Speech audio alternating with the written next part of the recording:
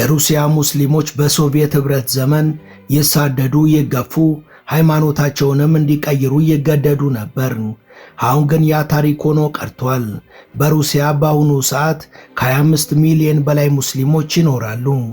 ምስጋና ለቭላዲሚር ፑቲን ይድረስና በአሁኑ ሰዓት የሩሲያ ሙስሊሞች የሀገሪቷ ዋነኛ ዋልታና ማገር ሆነዋል። በ1991 በሩሲያ ከመቶ የማይበልጡ መስጊዶች የነበሩ ሲሆን በአሁኑ ሰዓት በሩሲያ የመስጊዶች ቁጥር ከ8000 በላይ በልጧል። በዳግስታን የሩሲያ ሙስሊሞች ከትመው የራሳቸውን መንደር መስርተው ከአጉል የባህል ወረራ ራሳቸውን ጠብቀው በሰላምና በደስታ ሃይማኖታቸውን እየተገበሩ እየኖሩ ነው። በቼችኒያና በኢንጉሼቲያም በርካታ ሙስሊሞች ይገኛሉ።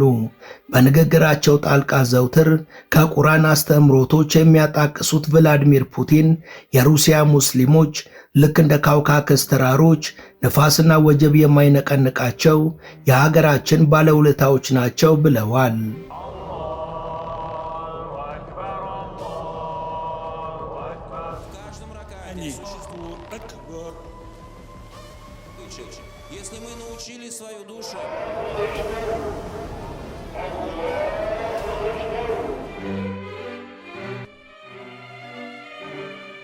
ሰላም ጤና ይስጥልን።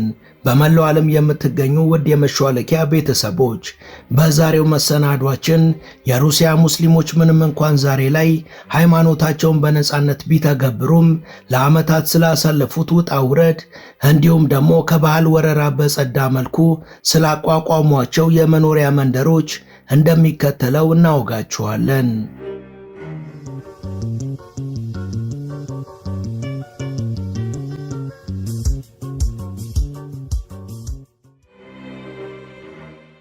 በዓለማችን በትልቅነቷ በምትታወቀው ሩሲያ ከበረዷማው ሳይቤሪያ እስከ ሞቃታማው የካውካከስ ግርጌ እንደ ክርስቲያኖች ሁሉ ሙስሊሞችም የሀገሪቷ ታሪካዊ አካል፣ የጀርባ አጥንትና የባህል መሰረት ናቸው። የምዕራባውያን ሚዲያዎች ሩሲያን በኦርቶዶክስ ክርስትናና በስላቭ ብሔርተኝነት ብቻ ነጥለው ሲስሏት የሚታይ ቢሆንም እውነታው ግን ከዚህ ይልቅ እጅግ የተወሳሰበ ነው። ሩሲያ በውስጧ ከ25 ሚሊዮን በላይ ሙስሊሞችን የያዘች፣ እስልምናን ከመጤ እምነትነት ይልቅ የሀገሪቷ የረጅም ዘመን ታሪክ አድርጋ የያዘች ትልቅ አገር ናት። እንደ አሜሪካ ወይም የምዕራብ አውሮፓ ሀገራት በሩሲያ ሙስሊምና ሩሲያዊ መሆን ለየብቻ የሚታዩ ነገሮች አይደሉም። ሩሲያም የኔ ትላቸዋለች፣ እነሱም እሷን የኛ ይለዋታል። የሩሲያ ሙስሊሞች የሩሲያ መንግስት ከመመስረቱ በፊትም በምድር ላይ የኖሩ መንግስታትን የመሰረቱና የዘመነ ስልጣኔን የተከሉ ነባር ህዝቦች ናቸው። በተለይም በአስቸጋሪ መልክዓ ምድራቸው በሚታወቁት የካውካከስ ተራራዎችና በንግድ መስመርነቱ በሚታወቀው የቮልጋ ወንዝ ዳርቻ የሚገኙት ሙስሊሞች ከሞስኮ የፖለቲካ ጫጫታና ከምዕራባውያኑ የባህል ወረራ ርቀው የራሳቸውን ዓለም ፈጥረዋል።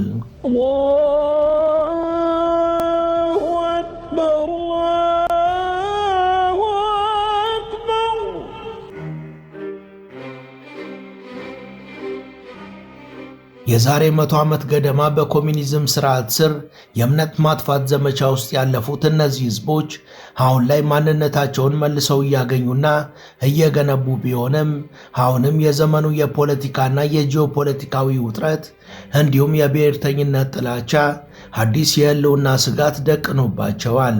ሰላምና እምነታቸውን በነጻነት ለመወጣት ሲሉ በተራራማ መንደሮች የመሸጉት እነዚህ ሙስሊሞች በመንግስት የጸጥታ አካላት ከፍተኛ ክትትልና በከተማዋ ህዝብም የጥርጣሬ አይን ውስጥ ሆነው ኑሯቸውን ይገፋሉ። Hidden deep in the mountains of the North Caucasus lies a place few outside of Russia have ever heard of. One of the country's most overlooked Muslim republics.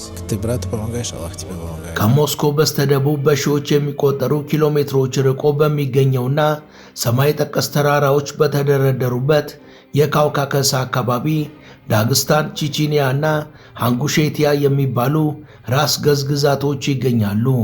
እነዚህ አካባቢዎች ለዘመናት የሩሲያ ሙስሊሞች የልብ ምትና ዋና መገኛዎች ናቸው። ልክ እንደ አሜሪካዋ ኢስላማባድ ሁሉ በዳግስታን ገጠራማ ስፍራዎች የሚገኙ መንደሮች ከተራው ዓለም የተነጠሉና በጊዜ ሂደት ውስጥ የቆሙ ይመስላሉ። የቋንቋዎች ተራራ እየተባለች በምትጠራው ዳግስታን ውስጥ ብቻ ከ30 በላይ ብሔረሰቦች ሲኖሩ ሁሉም በእስልምና ገመድ ተሳስረው የሚኖሩ ናቸው። በተራራ ጫፍ ላይ የተንጠለጠሉ የሚመስሉትና በዳመና የተሸፈኑት እነዚህ የድንጋይ መንደሮች በአካባቢው ቋንቋ ሐውለስ ይባላሉ። የራሳቸው የሆነ ጥብቅ ባህል፣ ሕግና የኑሮ ዘይቤ አላቸው። እዚህ ቦታ የሩሲያ ፌዴራል ሕግ ሳይሆን እስላማዊ ሼሪያና ለዘመናት ሲወርድ ሲዋረድ የመጣው የአካባቢው ባህላዊ ሕግ ወይም አዳት ይበልጥ ተቀባይነት አለው። ዘመናዊ ቴክኖሎጂና የኢንተርኔት ግንኙነት ወደ እነዚህ መንደሮች እየገባ ቢሆንም ማህበረሰቡ ግን የውጭውን ተጽዕኖ በጠንካራ ማጥለያ እያጠራ ነው የሚቀበለው። በካውካከስ ተራሮች ስር የሚኖሩት ሙስሊሞች አባቶቻቸው በኖሩበት መንገድ በግብርና፣ በከብት እርባታና በባህላዊ የእጅ ጥበብ ሥራዎች እየተዳደሩ ልጆቻቸውን በቁርአን መድረሳዎች ወይም ትምህርት ቤቶች እያነጹ ይገኛሉ። ለእነዚህ ማህበረሰቦች እስልምና እምነት ብቻ ሳይሆን የማንነታቸው መገለጫ፣ የነጻነታቸው ምልክትና ከአስቸጋሪው ተፈጥሮ ጋር የሚኖሩበት ጥበብ ነው። ታሪክን ወደ ኋላ ስንመለከት እስልምና ወደ ሩሲያ ምድር የገባው ገና በ7ኛው ክፍለ ዘመን አጋማሽ ላይ ነው። በተለይ በዳግስታን የምትገኘው ጥንታዊቷ ከተማ ባብ አላብዋብ ወይም ደግሞ የሮች ሁሉ በር በመባል ትታወቃለች። ነቢዩ መሐመድ ሰላምና እዝነት በእርሳቸው ላይ ይውረድና ካረፉ ከጥቂት ዓመታት በኋላ ሰሃቦች ይህን አካባቢ እንደረገጡና እስልምናን እንዳስተዋወቁ ታሪክ ይመሰክራል። በዴርቤንት የሚገኘው ጁማ መስጊድ በሩሲያ ምድር እጅግ ጥንታዊው መስጊድ ሲሆን እስልምና ከክርስትና ቀድሞ ወይም በእኩል ጊዜ ወደ ሩሲያ ግዛቶች እንደገባ ሕያው ምስክር ነው። እነዚህ መንደሮች በመልክዓ ምድር አቀማመጣቸው ምክንያት ተጉዞ ለመድረስ አስቸጋሪ በመሆኑ ባህላቸውን ከውጭ ተጽዕኖ ከወራሪዎችና ከአጉሉ ዘመናዊነት ብክለት ጠብቀው ለማቆየት ችለዋል። ይሁን እንጂ ይህ መገለል ዋጋ እያስከፈላቸውም ይገኛል። ልክ በአሜሪካ እንደሚገኙ ሙስሊም ማህበረሰቦች ሁሉ እዚህም ሰላምን ፍለጋ በተራራው ስር የተሰባሰቡት ሙስሊሞች ከጥርጣሬ ዓይን አላመለጡም። እነዚህን መንደሮች የአክራሪዎች መፈልፊያና የሽብርተኞች መደበቂያ አድርገው በሚፈርጁ ተደጋጋሚ ፍተሻዎችን፣ ድንገተኛ ወረራዎችንና ወታደራዊ ዘመቻዎችን አስተናግደዋል። በቼቼንያ የተካሄዱት 2 አውዳሚ ጦርነቶች የፈጠሩት ጠባሳም እስካሁን አልሻረም። የቀድሞው መንግስት ዋሃቢዝም ወይም ደግሞ ሰላፊዝምን ለመዋጋት በሚል ሰበብ ከተለመደው የሱፊ እስልምና አስተምሮት ውጪ የሚንቀሳቀሱ ወጣቶችን በክትትል ስር ያውል ነበር። ነዋሪዎች ግን ዓላማቸው ፖለቲካ ሳይሆን እምነታቸውን በሰላም መተግበርና ከዘመናዊው ዓለም የሞራል ውድቀት ራሳቸውንና ቤተሰባቸውን መጠበቅ እንደሆነ በምሬት ይናገሩ ነበር።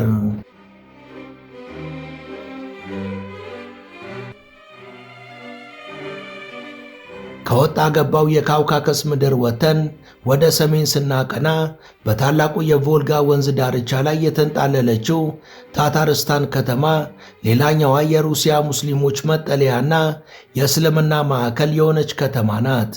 እዚህ ያለው እስልምና ከካውካሱ የጦፈ ስሜት ይልቅ የተረጋጋ፣ ከዘመናዊነት ጋር የተዋሃደና ምሁራዊ መልክ የተላበሰ ነው። ዋና ከተማዋ ካዛን የምስራቅና የምዕራብ የክርስትናና የእስልምና መስተጋብር የሚታይባት ውብ ከተማ ናት። በካዛን ክሬምሊን ውስጥ የኩል ሻሪፍ መስጊድ እንዲሁም የኦርቶዶክስ ካቴድራል ጎን ለጎን ቆመው ይታያሉ። ይህም የከተማዋን የመቻቻል ምልክት ያሳያል። ነገር ግን ወደ ታታርስታን ገጠር መንደሮች ሲገባ ሁኔታው ይበልጥ ጥልቅ ይሆናል። የታታርስታን ሙስሊሞች ከሶቪየት ኅብረት ውድቀት በኋላ እንደገና በመወለድ ሂደት ላይ ናቸው። ታታሮች በታሪክ ወርቃማው መንጋ ወይም ጎልደን ኸርድ ተብሎ ይጠራ የነበረው ግዙፍ እስላማዊ መንግስቶች ዘር ናቸው። እንደ ግሪጎሮሳውያን የዘመን ቀመር በ1552 ኢቫን ዘ ተሬብል ካዛንን በጦርነት ተቆጣጥሮ እስልምናን ለማጥፋት ያደረገው ጥረት ታታሮችን ወደ ክርስትና በግዳጅ የመቀየር ዘመቻና የደረሰባቸው ጭቆና በታሪክ ድርሳናት ላይ ተመዝግቦ ይገኛል። የሰሜን እስልምና እየተባለ በሚጠራው በዚህ አካባቢ ሙስሊሞች ያኔ የፈረሱ መስጊዶቻቸውን መልሰው እየገነቡ የጠፉትን ቋንቋቸውንና ባህላቸውን እያደሱ የማንነት ፍለጋ ላይ ናቸው። ልክ እንደ አሜሪካ ጥቁር ሙስሊሞች ሁሉ ታታሮችም በታሪክ ትልቅ የዘርና የሃይማኖት ጭቆና የደረሰባቸው ቢሆንም በዛሬይቷ ሩሲያ ግን ራሳቸውን ችለው በነዳጅና በኢንዱስትሪ የበለጸገ ኢኮኖሚያቸውን አጠንክረው ከሞስኮ ጣልቃ ገብነት ነፃ ሆነው ኑሯቸውን ለመኖር ጥረት እያደረጉ ነው። የታታር ሴቶች በዘመናዊ ትምህርትና በሂጃብ መካከል ያለውን ውህደት በብቃት ሲያሳዩ፣ ወንዶች ደግሞ እስላማዊ ባንክና ንግድን እያስፋፉ ይገኛሉ። ውድ የመሿለኪያ ቤተሰቦች ይህን ዘገባ እዚህ ድረስ ከተከታተላችሁት ቻናሉ የበለጠ እንዲያድግ አንድ ጊዜ ሰብስክራይብ እንድታደርጉ አስታውሰን ተረካችንን እንቀጥል። የሩሲያ ሙስሊሞች ታሪክ ከጭቆናና ከመከራ ጋር በእጅጉ የተሳሰረ ነው። በቀድሞዋ ሶቪየት ኅብረት ዘመን ልክ እንደ አሜሪካ ጥቁሮች የባርነትና የጭቆና ዘመን የሩሲያ ሙስሊሞችም ማንነታቸውን እንዲክዱና እምነታቸውን እንዲጥሉ ተደርገው ነበር። ስታሊንና ተከታዮቹ ሳይንሳዊ ኤቲዝም ወይም እምነት አልባነት በሚል መፈክር በሺዎች የሚቆጠሩ ታሪካዊ መስጊዶችንና ቤተ ክርስቲያኖችን ወደ መጋዘንነት፣ ወደ ሲኒማ ቤትና ወደ እሪያ ማረቢያነት ቀይረዋል። ታላላቅ ዑለማዎችን ወይም የሃይማኖት ሊቃውንትን ገለዋል። እንዲሁም ወደ ሳይቤሪያ በግዞት ልከዋል። ቁርአን እንዳይቀራ በሕግ ተከልክሏል። የሙስሊም ስሞች በሩሲያ ስሞች ተተክተዋል። የአረበኛ ፊደላት አጠቃቀምም ታግዶ በሴሪሊክ ወይም የሩሲያ ፊደል ተተክቷል። ነገር ግን ልክ እንደ አሜሪካ ጥቁር ሙስሊሞች የነጻነት ትግል የሩሲያ ሙስሊሞችም እምነታቸውን በድብቅ በማቆየት ለዛሬው ትውልድ አድርሰዋል። ሀያቶች ለልጅ ልጆቻቸው በድብቅ የቁርአንን አንቀጾች ያስተምሩ ነበር። የሶላት ሥርዓትን በምልክት ያሳዩ ነበር። ሶቪየት ኅብረት እንደፈራረሰችም ይህ ከመሬት በታች የተዳፈነው የእምነት እሳት ፈንድቶ በመውጣት በአጭር ጊዜ ውስጥ በሺዎች የሚቆጠሩ መስጊዶች ተገንብተዋል። በ1991 በሩሲያ ውስጥ ከመቶ የማይበልጡ መስጊዶች ብቻ የነበሩ ሲሆን ዛሬ ቁጥራቸው ከ8000 በላይ ደርሷል። ዛሬ በሩሲያ ከ25 ሚሊዮን በላይ ሙስሊሞች እንዳሉ ይገመታል። ይህም እስልምናን የሀገሪቷ ሁለተኛው ትልቁ እምነት አድርጎታል።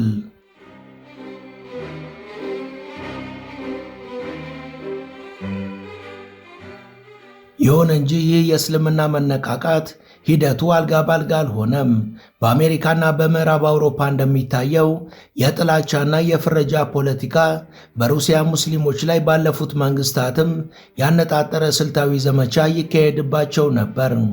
በተለይ ሞስኮና ሴንት ፒተርስበርግ በመሳሰሉ ትላልቅ ከተሞች ከመካከለኛው እስያ ማለትም ከኡዝቤኪስታን፣ ከታጃኪስታን እና ከኪርጊስታን ለሥራ የሚመጡ በሚሊዮኖች የሚቆጠሩ ስደተኛ ሙስሊሞች ከፍተኛ የዘርና የሃይማኖት መድሎ ይደርስባቸዋል። እስላቭ ያልሆኑ ወይም በሩሲያውያን ዘንድ በስድብ መልኩ ጥቁር ራሶች ወይም ብላክ ሄድስ እየተባሉ የሚጠሩት እነዚህ ሙስሊሞች በየሜትሮ ጣቢያው የፖሊስ ማዋከብ፣ የዘፈቀደ የሰነድ ፍተሻ፣ ጉቦ መጠየቅና መታሰር የዕለት ተዕለት ኑሯቸው ነበር። እንደ አሜሪካ የቀኝ ክንፍ አክራሪዎች ሁሉ በሩሲያም ሩሲያን ለሩሲያውያን የሚሉ ጽንፈኛ ብሔርተኞች ሙስሊሞችን እንደ ባዕድ፣ እንደ ወራሪና እንደ ስጋት ይመለከቷቸዋል። በዓመት አንድ ጊዜ በሚከበረው የኢድ አል አድሃ በዓል በሞስኮ ጎዳናዎች ላይ በመቶ ሺዎች የሚቆጠሩ ሙስሊሞች በበረዶ ላይ ሲሰግዱ አክራሪና ሙስሊም ጠል የሆኑ እስልምናን ብቻ ሳይሆን ሙስሊም መንደሮችንና ማህበረሰቦችንም ከሽብርተኝነት ጋር የማያያዝና ማንኛውንም የእስልምና እንቅስቃሴ ላይ አሉታዊ የሆነ ነገርን ሲያሰራጩም ይታዩ ነበር።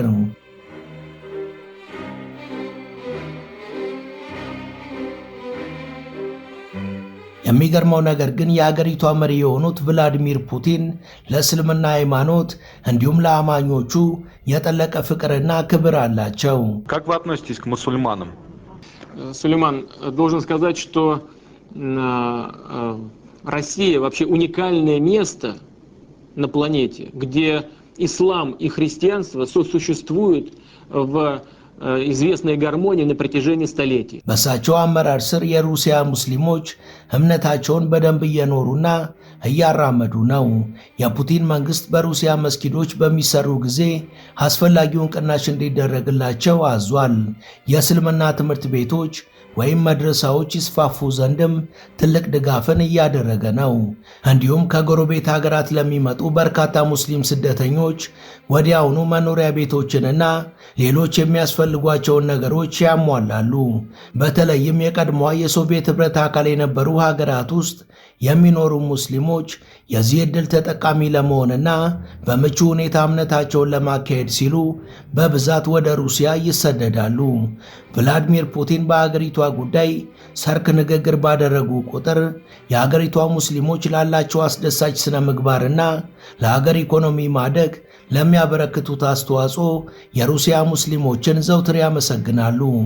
በንግግራቸው ወቅትም የቁርአን አስተምሮቶችን በየመሃሉ ጠቀስ የሚያደርጉት ቭላዲሚር ፑቲን ለሩሲያ ጥንካሬ የሀገሪቷ ሙስሊሞች ሚና አይተኬ መሆኑንም በተደጋጋሚ ሲገልጹ ተደምጧል። Коран гласит: стремитесь опередить друг друга в добрых делах. Вспомните милость Аллаха. Вы когда-то были врагами, Аллах примирил ваши сердца и сделал вас братьями.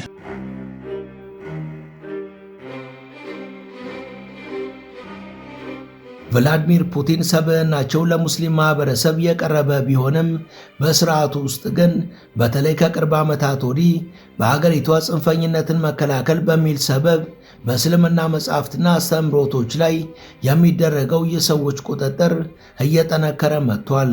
የሩሲያ የፍትህ ሚኒስቴር ጽንፈኛ ብሎ የፈረጃቸው የመጻሕፍት ዝርዝር በየጊዜው ቁጥራቸው እየጨመረ ሲሆን በዚህም ምክንያት ታዋቂው የእስልምና መጻሕፍት ሳይቀር በሕግ ክልከላ ሲጣልባቸው ታይቷል። ልክ በአሜሪካ ኢስላማበርግ ላይ እንደሚናፈሰው የውሸት ወሬ ሁሉ በሩሲያ ሙስሊሞች በሚበዙባቸው አካባቢዎች የሚገኙ ትምህርት ቤቶች፣ የበጎ አድራጎት ድርጅቶችና የህብረት ሥራ ማኅበራት በግዛቶቹ መንግሥት ጥርስ ውስጥ ገብተዋል።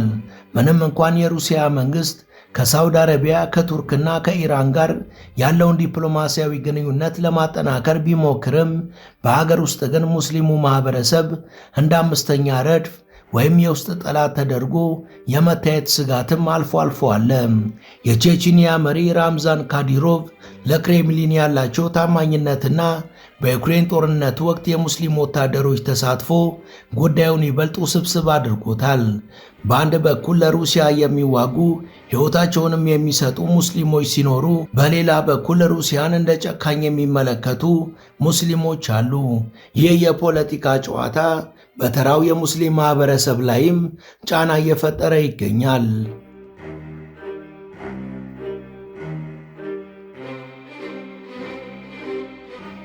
የሩሲያ ሙስሊሞች ለዚህ ሁሉ ፈተና የሚሰጡት ምላሽ ግን ከጥልቅ ጽናትና ከማይበገር መንፈስ የመነጨ ነው። እኛ የዚች ምድር ነባር ዜጎች እንጂ መጤዎች አይደለንም፣ ሩሲያም የኛ ሀገር ናት በማለት ሩሲያዊነትና ሙስሊምነትን አዋህደው ለመኖር እየታገሉ ነው። በካውካከስ ተራራዎች ቅዝቃዜ፣ በቮልጋ ወንዝ ዳርቻዎች ለምለም ሜዳዎች እንዲሁም በሳይቤሪያ አስቸጋሪ የአየር ንብረት ውስጥ ሆነው ማንነታቸውን፣ ባህላቸውንና እምነታቸውን ጠብቀው ለቀጣዩ ትውልድ ለማስተላለፍ የማይፈነቅሉት ድንጋይ የለም። መስጊዶቻቸው እየበዙ የመድረሳዎቻቸው ቁጥር እያደገ ሐላል ምግብ ቤቶችና ፋሽናቸው እየተስፋፋ መምጣቱ እስልምና በሩሲያ ምድር ላይ ሊጠፋ የማይችል ስር የሰደደ ዛፍ መሆኑን ያረጋግጣል።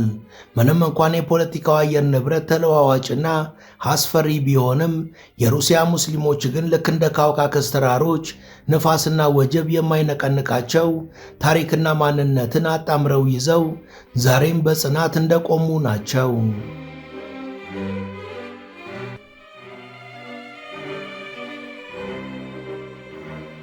ወደ ቻናላችን ቤተሰቦች የሩሲያ ሙስሊሞችን በተመለከተ ለዛሬ ያጋራናችሁ ከብዙ ጥቂቱን ነው። ፕሮግራሙን ከወደዳችሁትና ሌሎች ያልተሰሙ መረጃዎችን አካታችሁ በሌላ ዝግጅት ተመለሱ ካላችሁን ሐሳባችሁን በኮመንት አስቀምጡልን።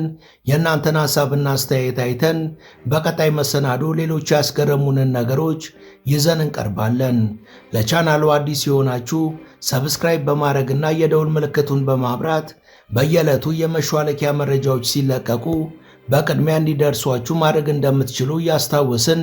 በቻናሉ ቢሰራ ወይም ቢስተናገድ የምትሉትን ጥቆማ ካለ በኮመንት መስጫው ላይ አጋሩን። ለዛሬ ያሰናዳንላችሁ ይህን ይመስል ነበር። አብራችሁን ስለቆያችሁም ከልብ እናመሰግናለን። በያላችሁበት ሰናይ ጊዜ ተመኝተናል።